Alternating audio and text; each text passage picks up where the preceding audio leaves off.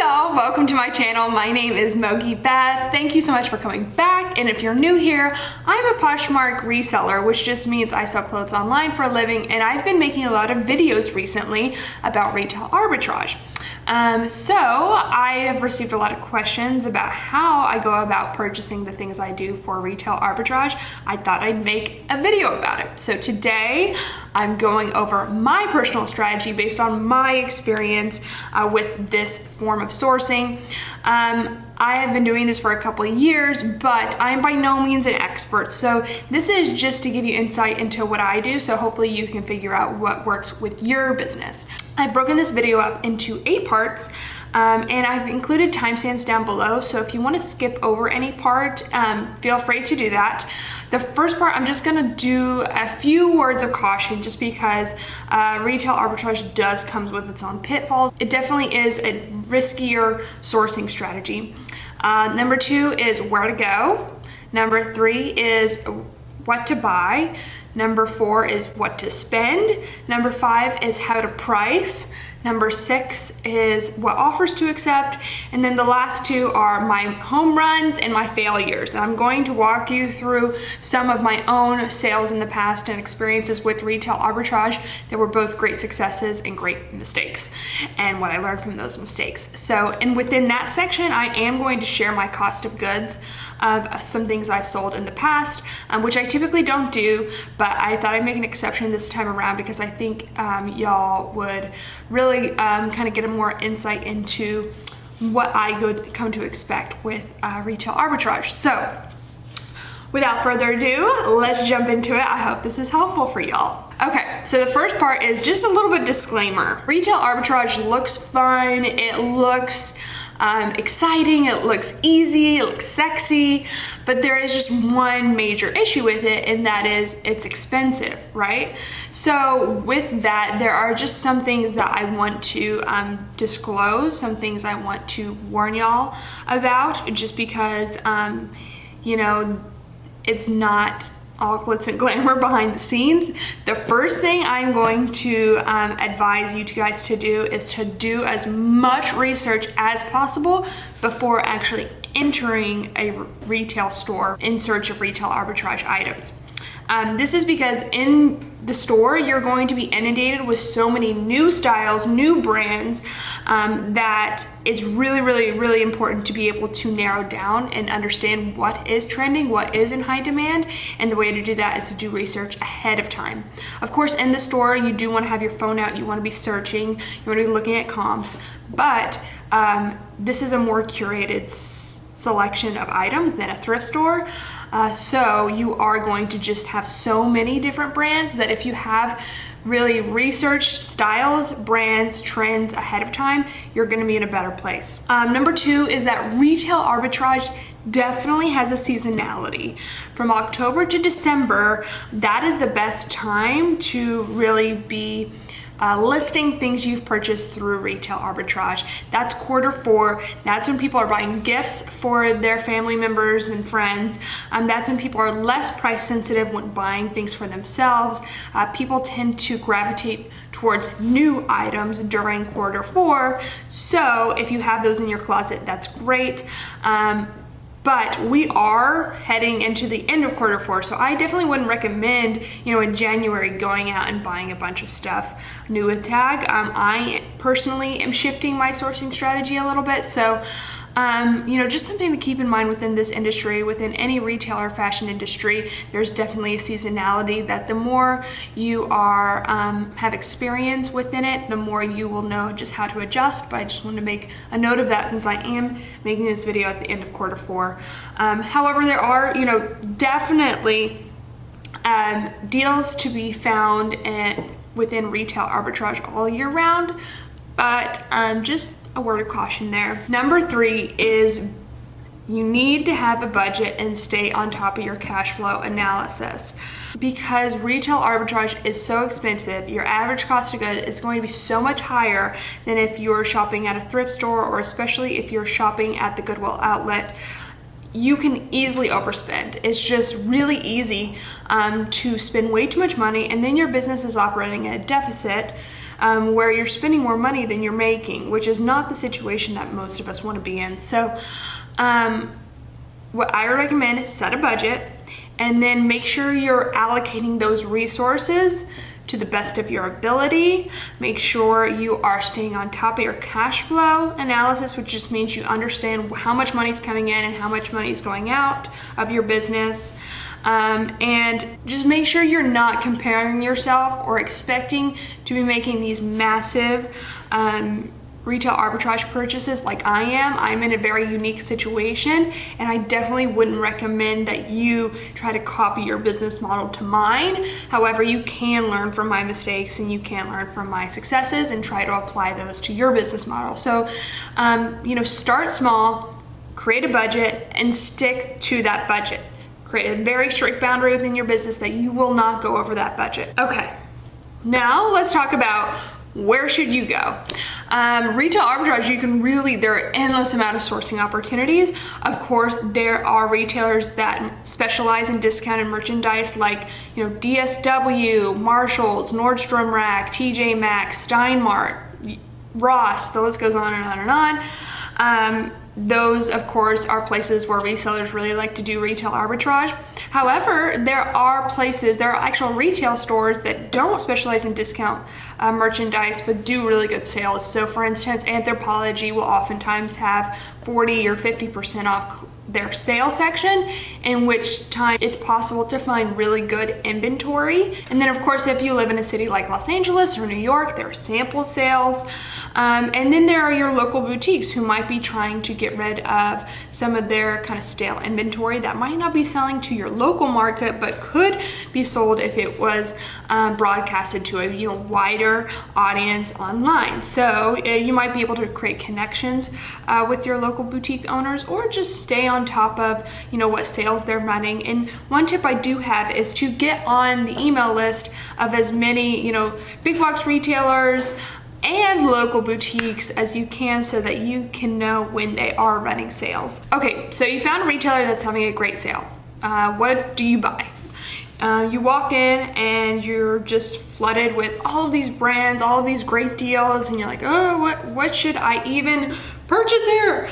Okay, so the basic formula for what you should be looking for is this. You want to find an item that is in high demand, and I'm going to use Poshmark as my main platform example, and high demand on Poshmark, but in low supply. So if the ideal item is this, you find an item that has really low cost. Then you go on Poshmark, look it up. There are tons of solds that are really high average sales price, but then when you go to the available listings, especially in the color that you found or the size that you found, it's in very low supply, or there's none that exist in the size that you found.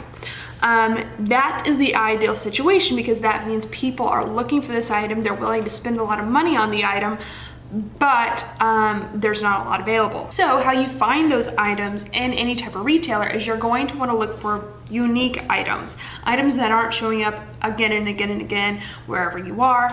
And what I think you're really looking for is what I call stragglers. These are items that have sold out in every other store, but have for some reason just ended up in your store, and they're usually marked down really low because they've just been like sitting there for a long time and they've been straggling behind, but they are in high demand and they are in low supply on Poshmark. So if you go to Anthropologie and you see like 20 of the same blouse, probably not a good choice to pick it up, just because it's probably either going to be saturated on the reseller market, or it's just not a very desirable item. However, if you see one kind of one-off item that is very unique and there's not any other of them in the store, and then you go online, it's not available for sale online, and it's marked really low for some reason, and you look up comps and they look really good, that's the item we're looking for. Those one unique items that just somehow ended up in your store. Maybe someone returned them, maybe someone was holding them, maybe it's just for some reason not as desirable in your neck of the woods as it is to a greater market, but who knows why they're there, but it just happens where these like one-off pieces end up in the sale section. If you find a straggler that's in high demand on Poshmark and in low supply, then you found a home run. And again, you know if it's in high demand or low supply by comparing solds to active listings. However, if it's a really new item, that data might not be available on any reseller platform just because it hasn't hit the reselling market yet. So that's when it's really important to have done your research ahead of time and kind of be able to forecast what items are going to be hot sellers based off of trends, based on what bloggers are wearing, etc. So that's why it's so important to do your research ahead of time. Okay, so the biggest question that I receive is, what am I paying for my items? And there's no like one price that I pay for every single item. I try to keep it under $30 typically. My average cost of goods is around $14 for everything in my closet. And I do sell a lot of retail arbitrage if you go look at my closet right now. But how I really answer this question is with knowing your profit margin. So for me, my profit margin that I expect to make is at the very minimum 50%. This might sound low if you're a reseller, because especially if you go to the Goodwill outlet or the bins, it is low.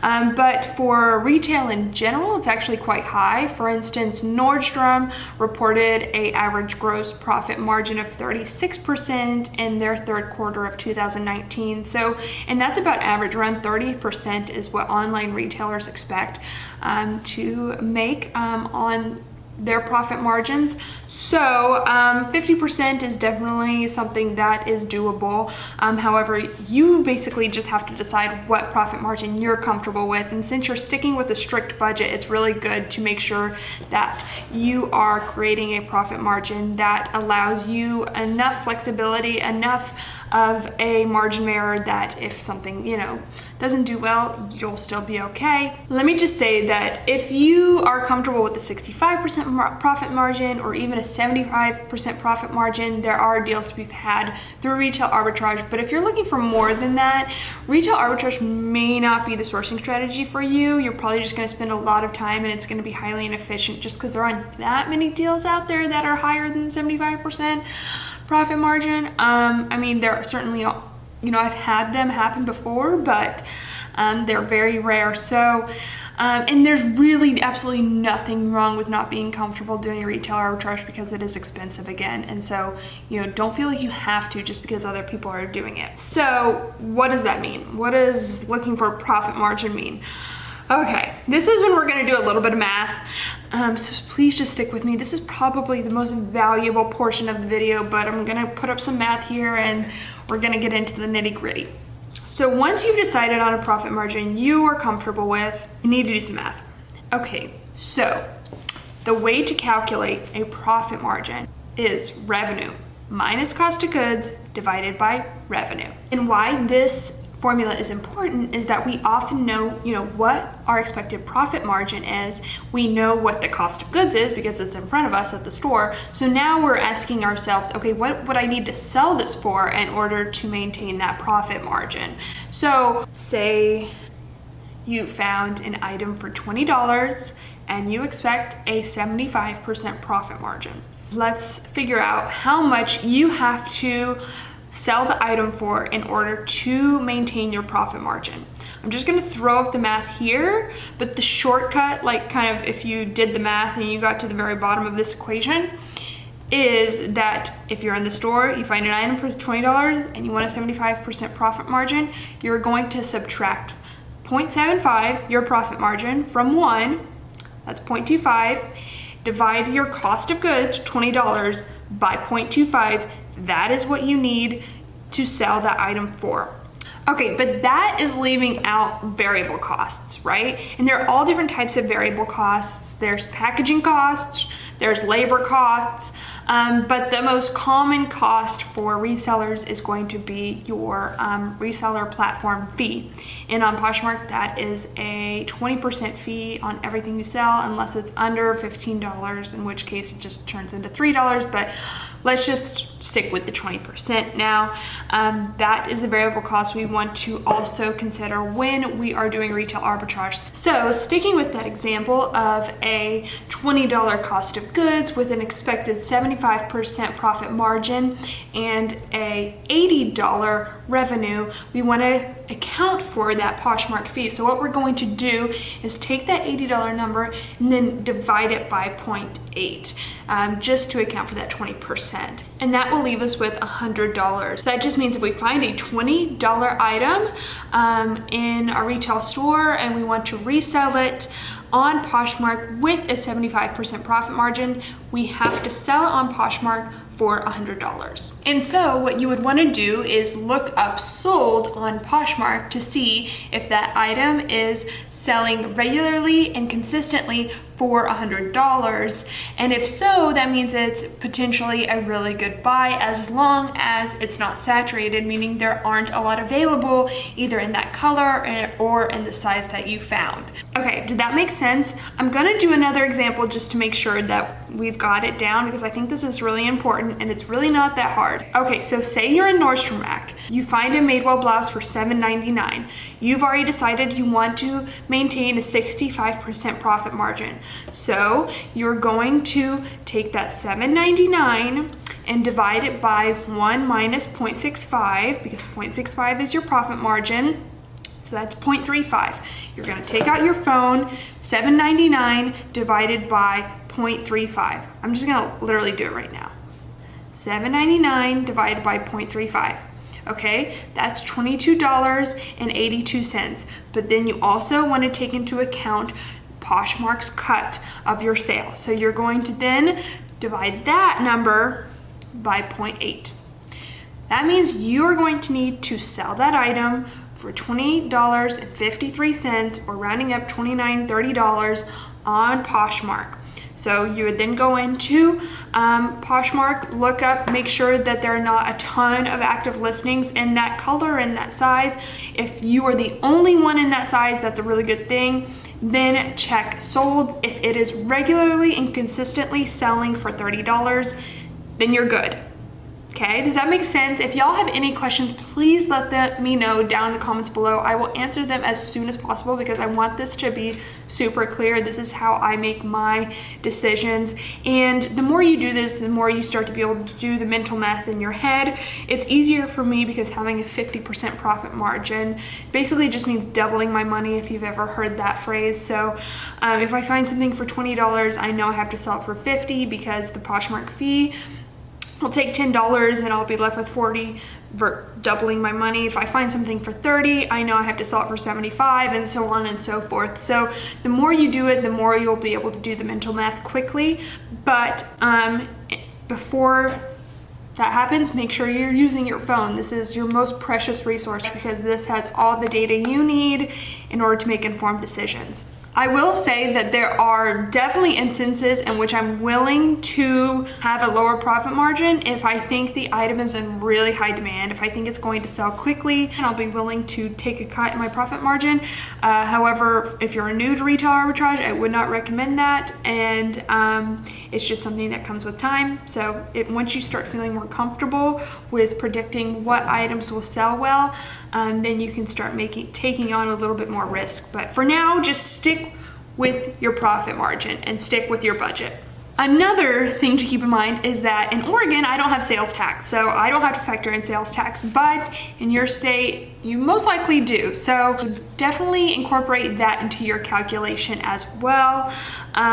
Don't forget that variable cost is a very real cost, and it is one that you have to incur when doing retail arbitrage or thrifting, really. So definitely make sure you are keeping on top of how much you're spending when it comes to sales tax. Moving on. Okay, so you got home with your retail arbitrage purchases, you stayed within budget, and you did the calculations in store. When you get home, check comps again, do your calculations again, make sure they are items that you feel you want to sell on Poshmark, because the beauty of retail arbitrage is that you can oftentimes return items if you change your mind.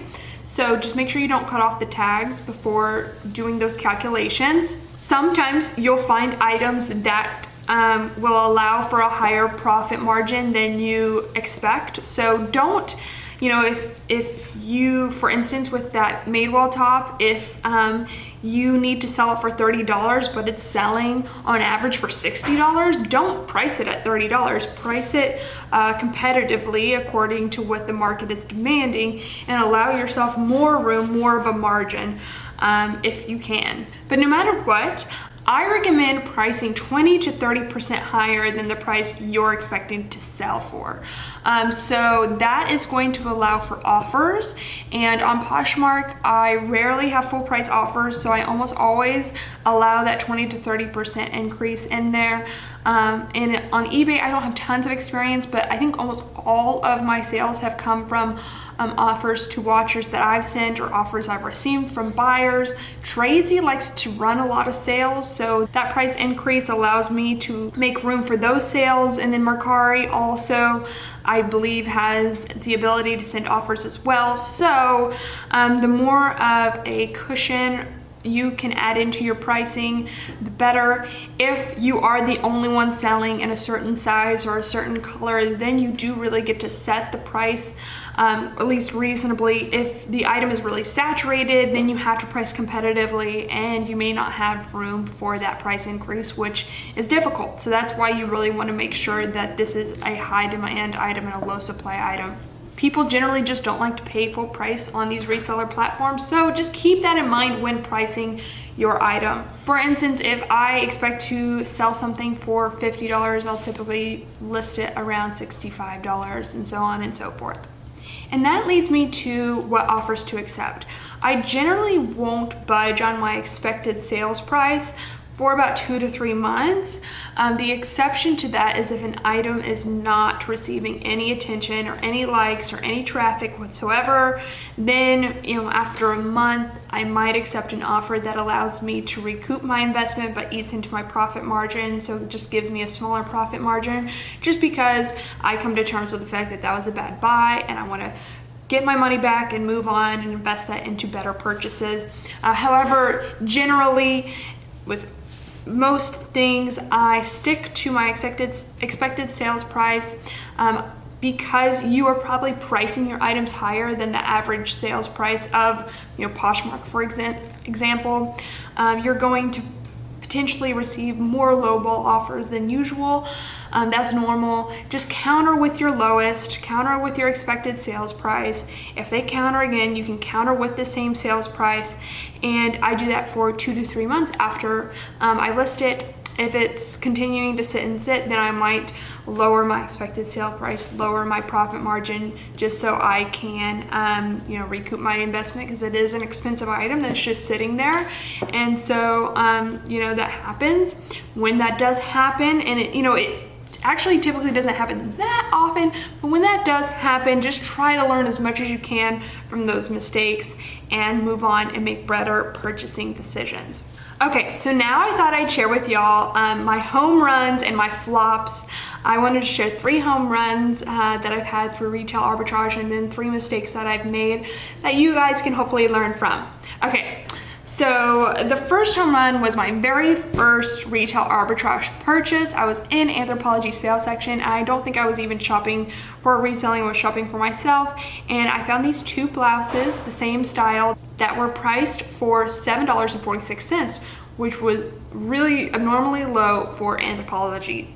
And I thought to myself, hey, this is about the same price that I would pay at the thrift store, and this is new with tagged Anthropology, which at the time was really, really hot. So I looked up comps, and there wasn't a lot of information, but I went ahead and made the gamble and purchased both tops and listed them for $50 each. The first one sold really quickly for $40 with discounted shipping, and so I made a profit margin of 75%. And then the next one sold I think about a month later for $35, and I made a 72% profit margin on that. So I was like, wow, this is great. It's possible to make money this way, and it definitely got me excited for retail arbitrage. So then the next home run I wanted to share was a year ago, fall 2018 in September. I went to Steinmart and I found a lot of Franco Sardo and 9 West booties that were on sale for really low. And so I picked up a bunch of them, probably like 12 to 20 pairs.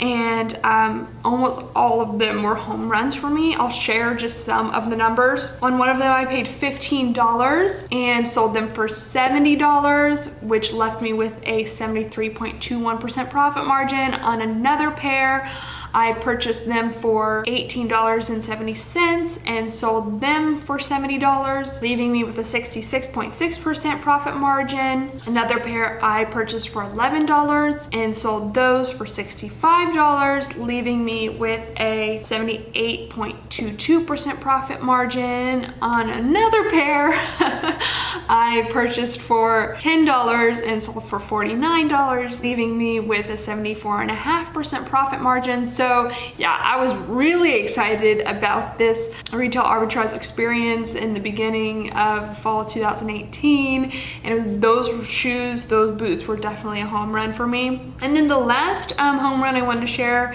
I just want to throw one in from a recent, this fall, where I moved from Wichita, Kansas, didn't have Nordstrom Rack, so I didn't really source at Nordstrom Rack much before moving to Portland. Since I've been showing Nordstrom Rack, I wanted to share a retail arbitrage experience from Nordstrom Rack. This was a pair, and since this is recent, if you are the person who purchased them and you're offended by me sharing the cost of goods, I'm so sorry. I apologize, but hopefully not. So this is a pair of girlfriend jeans that I actually found in Phoenix, Nordstrom Rack, not Last Chance, Nordstrom Rack. This wasn't during a sale. They were just one of those straggler one-off items that were marked oddly low. Girlfriend denim I purchased for $23.99, and they sold I think within 48 hours for $120, leaving me with a 75% profit margin. I listed them for $150 and received that offer fairly quickly and accepted, and I was so happy with that sale. So that is just really, I think, a good example of a straggler, of something that when I saw it in the store, I was like, wait, this makes no sense. I could check comps, I did the math in my head, and I knew it was going to be a home run, and it was great. So of course, not all of my purchases are home runs. I definitely have made a lot of mistakes in the past, and these are some mistakes that I've made that I wanted to share with y'all so that you don't make the same ones. Like I said, in September of 2018, I had a really good experience with retail arbitrage, so I went into 2019 way too bullish on retail arbitrage.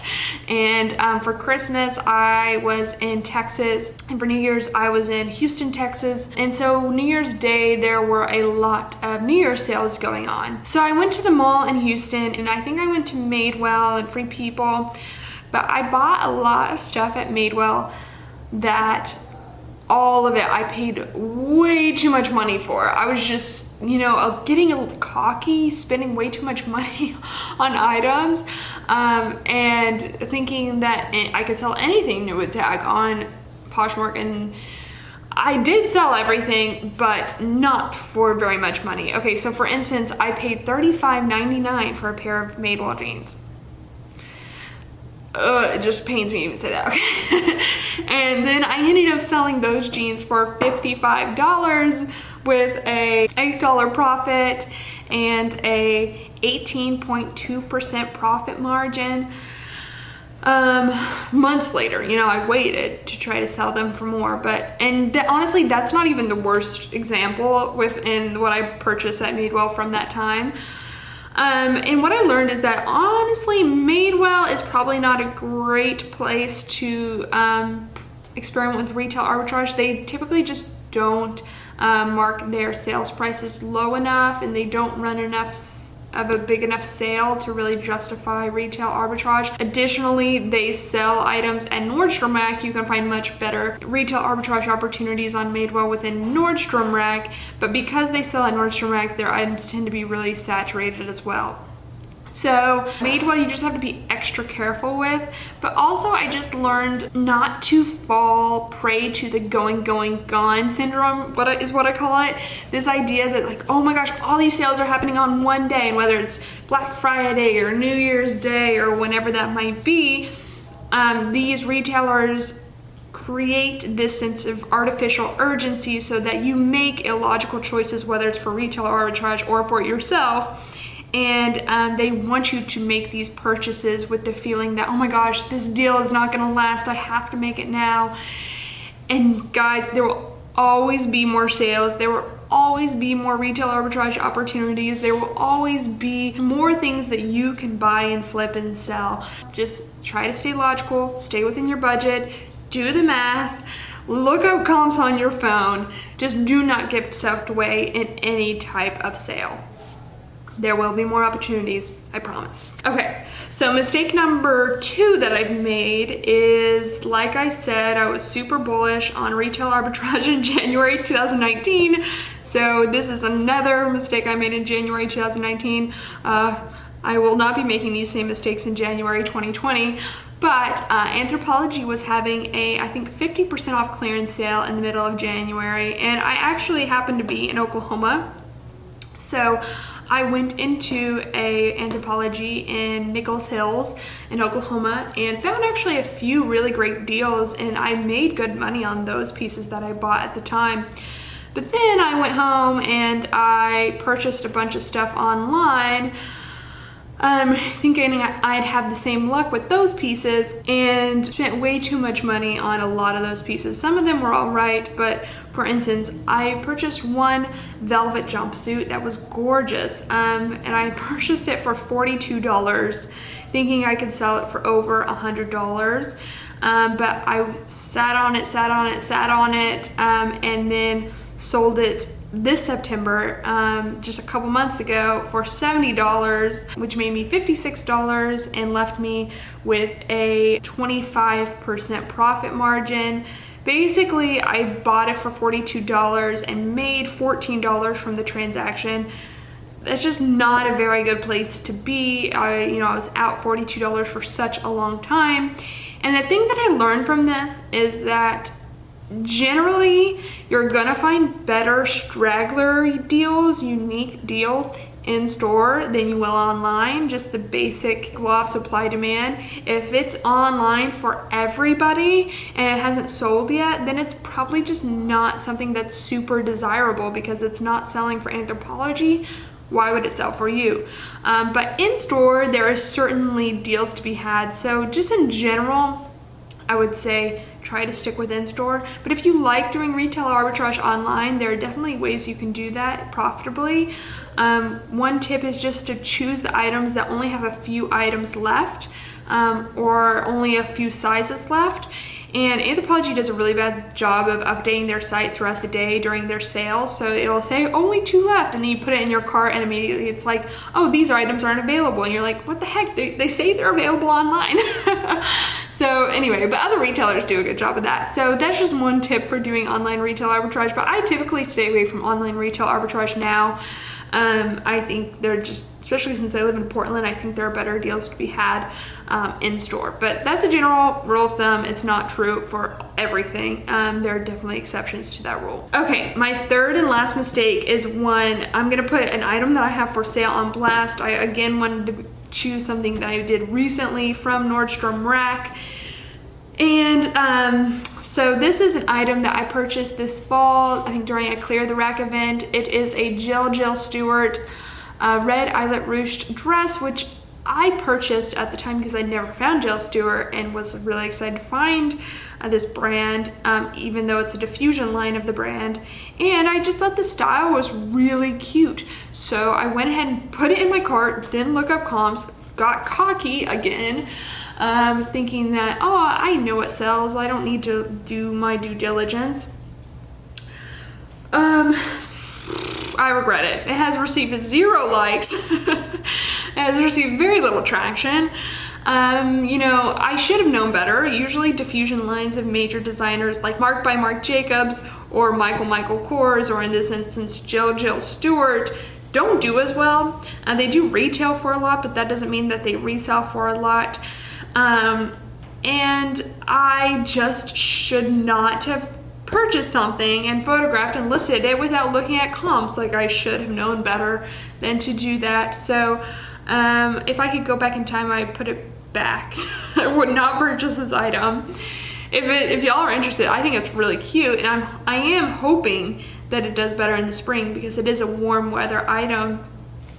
But yeah, you know, I'm learning from that mistake in real time right now, and I hope y'all don't make the same mistake. So here's the thing though, even if you do all your due diligence and do all your homework and do all your research, you won't always have home runs. It's not a guarantee strategy, but it definitely does mitigate a lot of risk.